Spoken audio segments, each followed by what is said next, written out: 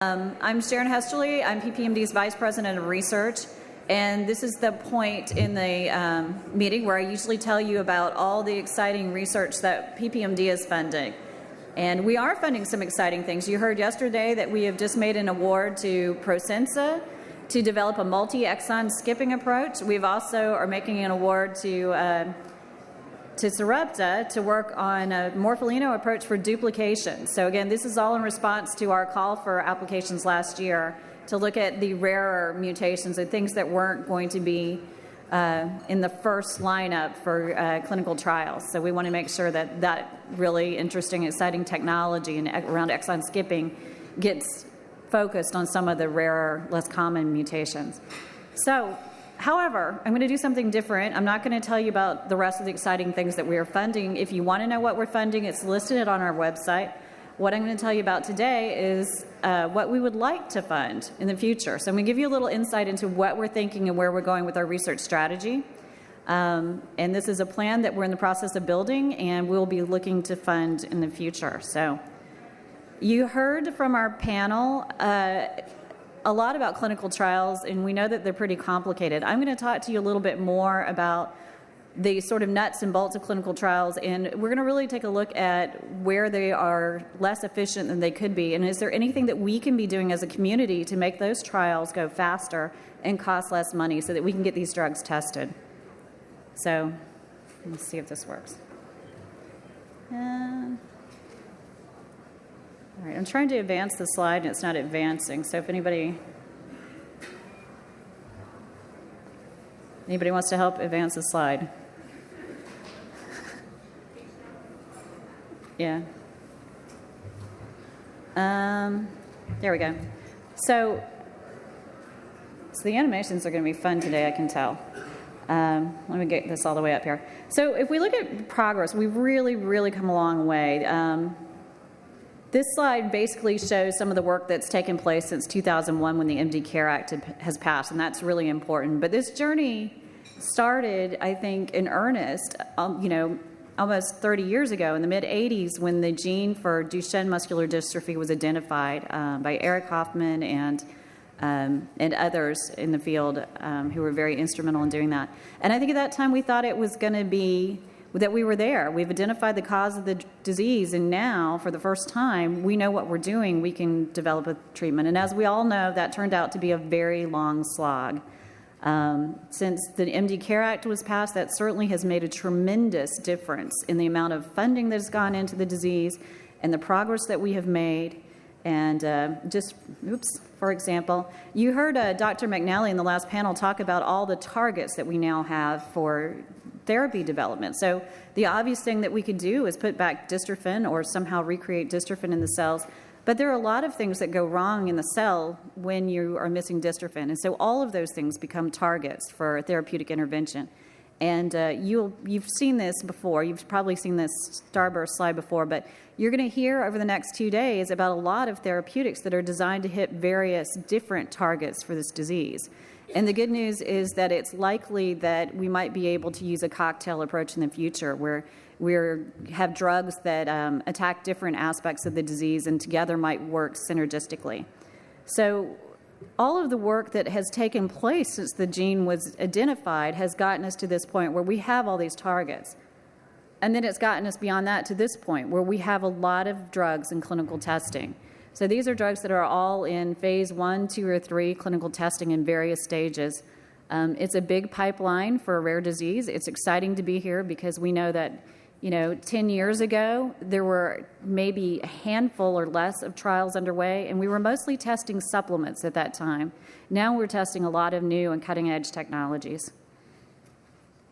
The other thing is, this is small. You may not be able to see this from the back rows, but, beyond the things in clinical testing, we know we've got a deep pipeline because queued up behind those are the next generation of drugs. These are the things that are likely to be in testing in 2014 or 2015.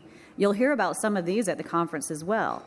But you can see that we have a big pipeline. And in a rare disease, that can actually pose some challenges because we might run into difficulties with recruitment if we're doing all of these trials in parallel.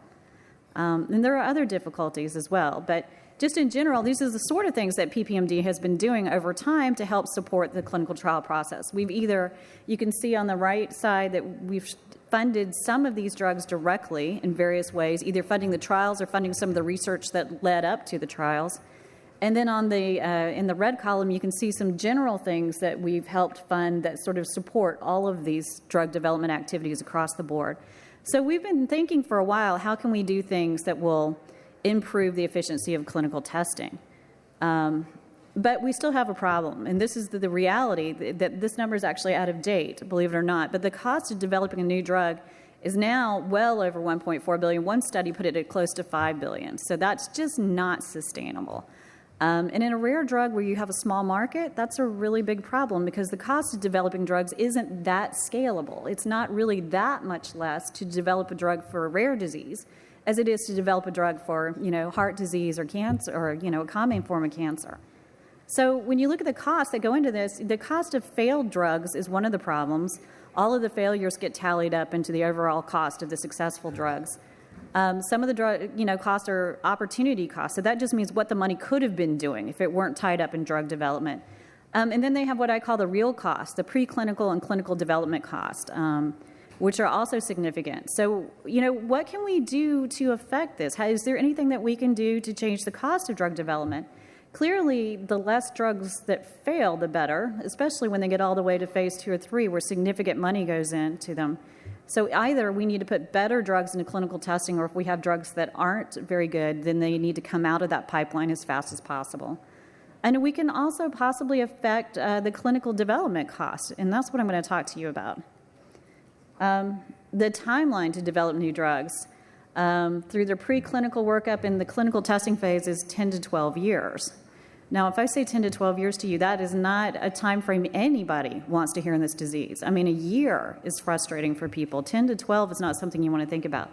So if we were to fund an early drug development project, that would probably be the timeline before it ever got through all of the clinical testing. And that's if it gets through, because then the failure rate is fairly high as well. So we need to do something to shorten the timeline. We need to decrease the cost. We need to shorten the timeline and be more efficient. And I guess the one good thing that I can tell you about this is that there are a lot of places where we could intervene. And when we look at this bottleneck between good, promising laboratory research and clinical trials or drugs that are approved, there's a lot of things that we can target. So the whole clinical trial process, this clinical trial enterprise, has grown up organically. Nobody planned it from the top and said, okay, let's set things up this way because that'll be more efficient. What happened is our clinical trial networks and our clinical trial methodology and infrastructure all developed over time, sort of helter-skelter and bits and pieces here and there. And it works, but it's not incredibly efficient. And so we spent some time doing some background investigation, both learning and reading about statistics in clinical trials and understanding where those bottlenecks are, and then asking specifically in our field, in Duchenne trials, where are the real bottlenecks? And we did a couple of focus groups with our industry partners. We did one in 2012 that was focused on regulatory issues, and then we did another one in 2013, late 2013, focused on actual clinical trial issues in Duchenne specifically. Where do you see the most need for work? And so there were a lot of bottlenecks identified. This is just a few highlights. And we actually have also got data from our site PIs and where they see the issues, and from families who are participating in trials too, that I'm not showing here. These are just the industry comments on where the issues are. So we have a lot to work with, and some of these things emerged as bigger issues than others.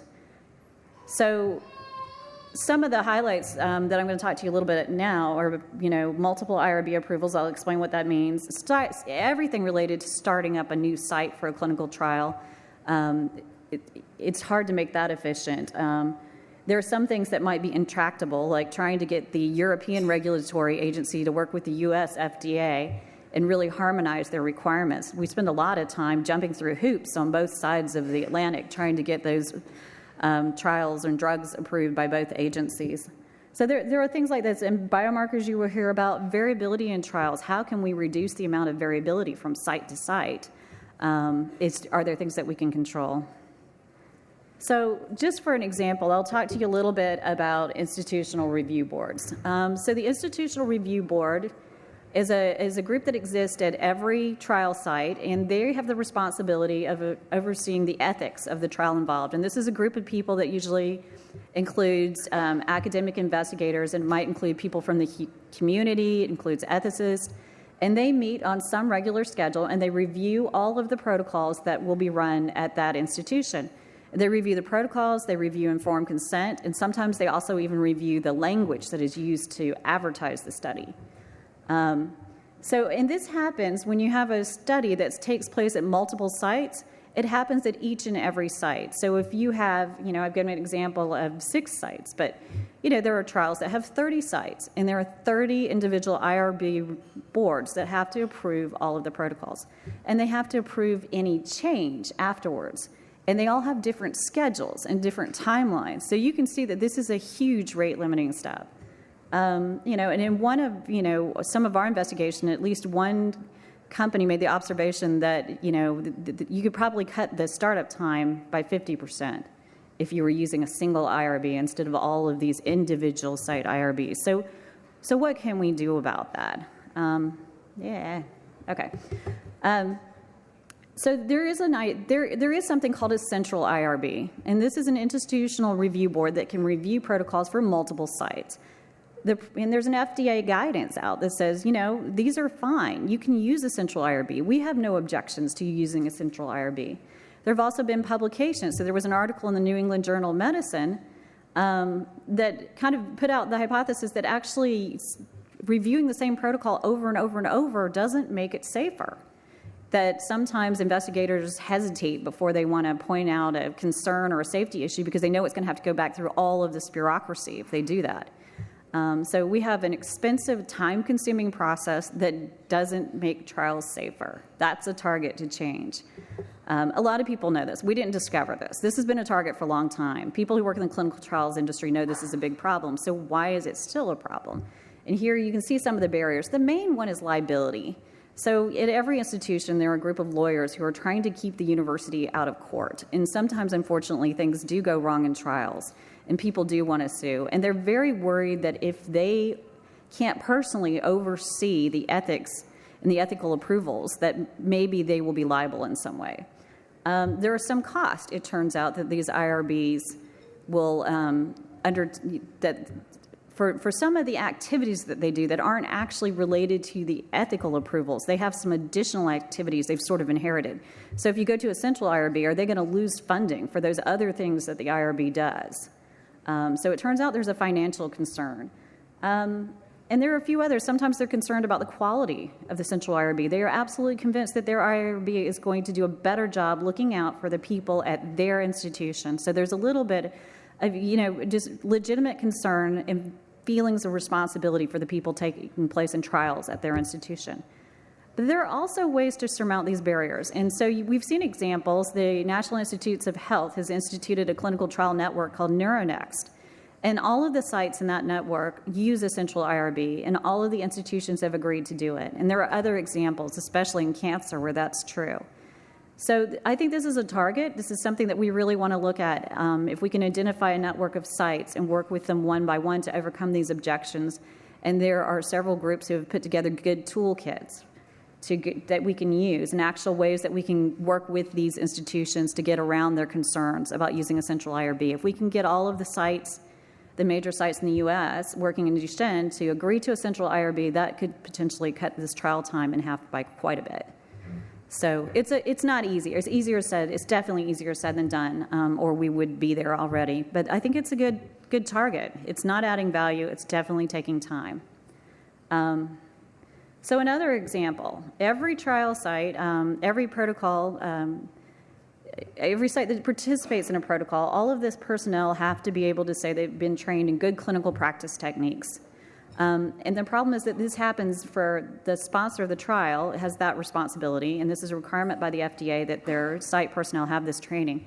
And so each sponsor feels very responsible and wants to make sure that the personnel go through the training. They do their own GCP training for every protocol. So the problem is if you have sites that are running multiple protocols, and I think that's my next slide. it starts to look like that. So you have some sites that are running 3 protocols. Guess what? They go through 3 GCP training programs. And again, it's another situation where getting the same training 3 times in 1 year probably doesn't make you more proficient. It means you probably zone out or don't pay attention. Again, it doesn't add value. It's something that has grown up sort of organically and now it's not useful. So, there are ways around this as well. People have also thought about this. Some time has been put into it. And so here's one solution. And my animations aren't working. There they go. All right, so there's a group called Transcelerate that is actually a nonprofit that was founded by biotech and pharma industry who said, this is a problem, what can we do about it? And they've identified some core training issues for GCP training that they all agree is important, and they've agreed to mutually recognize one another's training programs. So if you're registered with Transcelerate, your GCP program, the other people registered with Transcelerate will say, okay, you've already had that other training, so we'll accept it. So it's kind of like the way airlines code share. That would be my example. You can have a flight on Delta, but it's code shared with Air France. And it's because those 2 airlines have gotten together and said, we agree that we are meeting safety standards and that we're going to do things in a certain way. And so we'll recognize one another. So we need a code sharing for GCP training. And Transcelerate has facilitated that. So that's well and good, but not everybody is participating. Not every sponsor is participating. And, one thought would be, well, let's just have one single central GCP training. And that probably wouldn't work either because there are some groups out there that have really put a lot of time and effort into developing their training programs. So we need something like this. We need all of the sponsors to recognize, GCP training that meets these criteria. And the other thing that we've heard from industry is that's all well and good, but we don't know who's had GCP training. There's no central database to track it. And it's all about liability. They've got to be able to back this up and show that, everybody at their sites have been properly trained. So a potential solution would be to develop a database, especially the sites that are doing Duchenne trials that isn't sponsor specific, but more just tracks the site personnel and can actually document what training they have. And does it meet these Transcelerate requirements so that sponsors would be able to check this off and feel confident in doing that?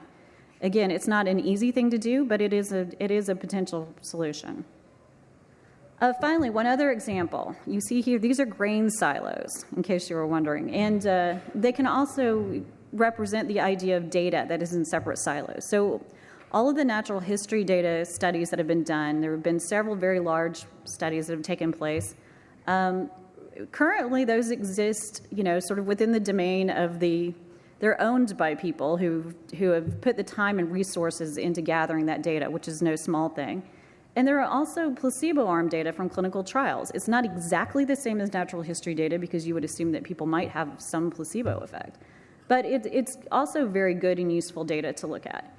So one question is there some way to combine this data?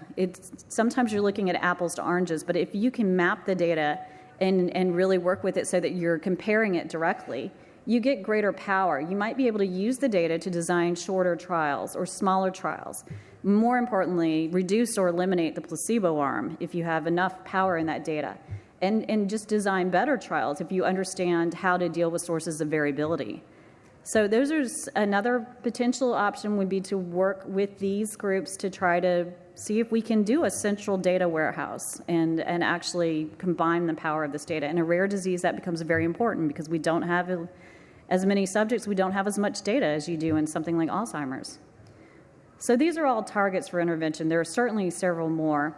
And we kind of look at things in 2 different bins, things that will make trials go faster and things that will make trials go better. And the idea with better is we decrease the failures. And some of these things we're already doing, and some of these things we would be looking to do in the future.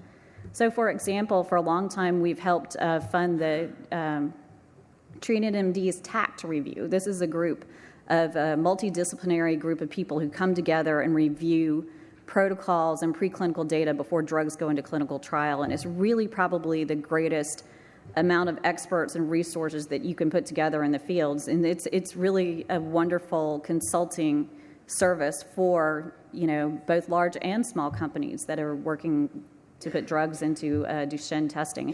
And that's really not available outside of the neuromuscular space. I don't think anyone else has put together a review system like that. So we work with the TACT. We help fund those meetings, particularly when they're reviewing Duchenne funding studies. And so that's just an example of one of the things we're already doing. Of course, understanding benefit risk. You'll hear more about our benefit risk study. All of these things are designed, they're not sexy, specific drug, funding projects, but they're all designed to decrease the time and cost of doing these trials. So I want to leave you with this thought. If you build a race car, if you have a drug that you think has a really good chance of being effective, do you want it on a dirt road or a superhighway? So that's the way we're looking at it. We need to be able to put the drugs that are in development on the best path that we can possibly give them and the fastest path for development. So, and I will stop with that, and I think I may have gotten us back on time. Oh, I did. All right, so...